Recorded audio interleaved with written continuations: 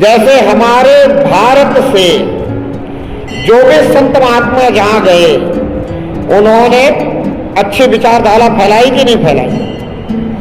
आज पूरा विश्व हमारी सभ्यता संस्कृति से परिचित हुआ कि नहीं हुआ।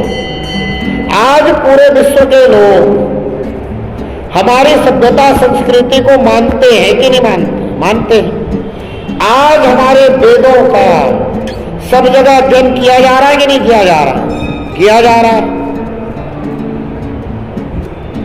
क्यों किया जा रहा है? क्योंकि हमने जबकि उनसे कहा नहीं कि अध्ययन करो इसका, किसी ने उनसे जोर जबरदस्ती करी क्या? नहीं किया।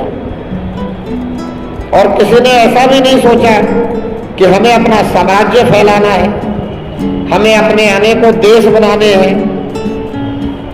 लेकिन जो अधर्मी लोग हैं वो जब जहां भी गए वहां उन्होंने क्या किया? मार काट मचाई और जबरदस्ती लोगों से कहा कि हमारी विचारधारा को अपनाओ। और जो डर गए, जो डरपोक थे, उन्होंने उस विचारधारा को अपना लिया। और जो डरपोक नहीं थे, जो डरे नहीं, उन्होंने नहीं अपनाया। अब गुरु तेग बहादुर जैसे और अनेक सिखों गुरुओं को उन्होंने जो है बहुत प्रताड़ना दी। गुरु गोविंद सिंह के 2 बच्चों को जिंदा दीवार में चुनवा दिया इन अधर्मियों ने। वो बच्चे भी नहीं डरे तो उन्होंने भी उनकी विचारधारा स्वीकार नहीं की। क्यों नहीं डरे? क्योंकि वो ज्ञानी थे। उन्हें इस बात का पता था कि ये शरीर मरण धर्मा है, एक न एक दिन ये शरीर मरना ही है। पर मैं मरण धर्मा नहीं हूं, मुझे कोई नहीं मार सकता।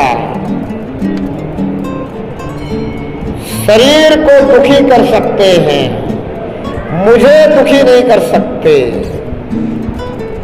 मेरा शरीर दुखी हो रहा है, मैं इस शरीर से जितना ज्यादा चिपकूंगा उतना ज्यादा मैं अपने आप को दुखी महसूस करूंगा। इसलिए संत जो है वो शरीर के दुखी होने से दुखी नहीं होते।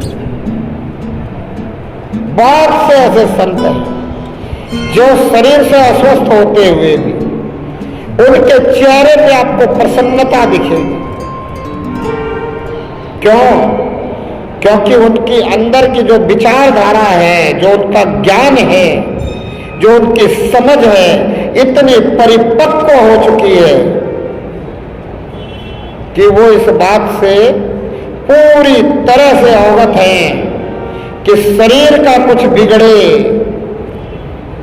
जब तक मैं शरीर में हूं तभी तक मुझे इसका आभास है। जिस दिन मैं शरीर से निकल गया मुझे कोई आभास इसका नहीं होने वाला और मेरा कुछ नहीं बिगड़ने वाला, मेरा कोई कुछ नहीं बिगाड़ सकता। मैं तो परमात्मा का अंश हूं। जैसा परमात्मा है मैं वैसा ही हूं इस मामले में। भले ही मैं छोटा हूं तो क्या हुआ, मैं सूक्ष्म हूं तो क्या हुआ, मैं परिसीमित हूं तो क्या हुआ। परमात्मा असीमित है, विशाल है, सर्वव्यापक है, पर मैं हूं तो वैसे का वैसा। समुद्र से एक बूंद लेकर के अगर वैज्ञानिक रिसर्च करने लग जाए तो जो समुद्र का पानी गुणवत्ता लिए हुए है, जो तत्व समुद्र के जल में है, वो सब उस बूंद में मिलेगा कि नहीं मिलेगा?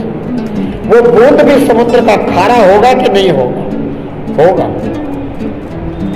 तो मैं परमात्मा का अंश हूं तो मेरा कोई नहीं बिगाड़ सकता। इस विश्वास के साथ संत महात्मा निडर हो जाते हैं, भयमुक्त जीवन जीते हैं। और जो भयमुक्त जीवन जीते हैं वो अधर्मियों की विचारधारा से सहमत नहीं होंगे। अधर्मी कितना भी शरीर को कष्ट पहुंचाए दुखी नहीं होंगे।